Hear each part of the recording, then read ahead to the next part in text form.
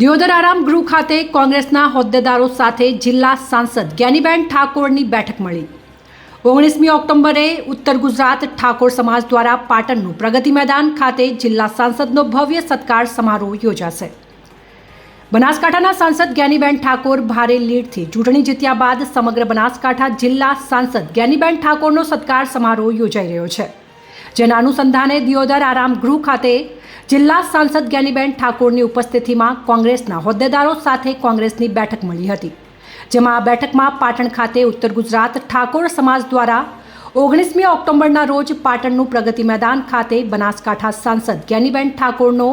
ભવ્ય સત્કાર સમારોહ યોજાનાર છે અને આગામી સમયમાં સમગ્ર બનાસકાંઠા જિલ્લામાંથી મોટી સંખ્યામાં લોકો પાટણ ખાતે ઉમટી પડવાના હોવાથી અને સમગ્ર ગુજરાતમાંથી કોંગ્રેસના વરિષ્ઠ નેતાઓ પણ હાજર રહેવાના હોવાથી આયોજન માટે ચર્ચા વિચારણા કરાઈ હતી અને મોટી સંખ્યામાં મહિલાઓ આ મહાસંમેલનમાં જોડાય તે માટે જ્ઞાનીબેન ઠાકોરે આહવાન કર્યું હતું।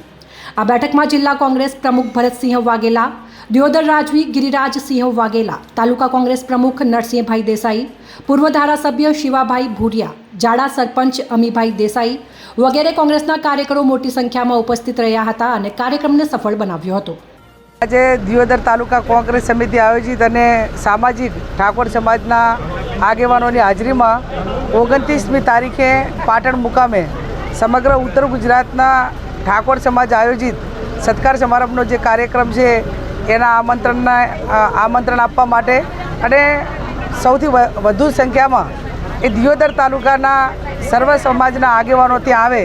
એ માટે એક પ્લાનિંગ કરીને એનું આયોજન કર્યું। સૌએ હાજર રહી અને પોતપોતાની રીતે દરેક ગામોમાંથી તાલુકા પંચાયતની સીટ, જિલ્લા પંચાયતની સીટ એ આગેવાનોએ જવાબદારી લઈ અને મોટી સંખ્યામાં 1000થી પણ વધારે એ દિયોદરથી પાટણ મુકામે 29મી તારીખે પ્રગતિ મેદાન ખાતે આવી અને બનાસકાંઠાનું ગૌરવ વધારશે એ બદલ તાલુકા કોંગ્રેસ સમિતિનો આભાર। બેન, સંમેલન એટલું મોટું છે કે કંઈક આગામી સમયમાં મોટા સમાચાર મળવા જઈ રહ્યા છે? અત્યારે જે છે એ કામ કરવાનું છે। મેં દરેક આયોજનની મિટિંગમાં તાલુકાના આગેવાનોને પણ કીધું છે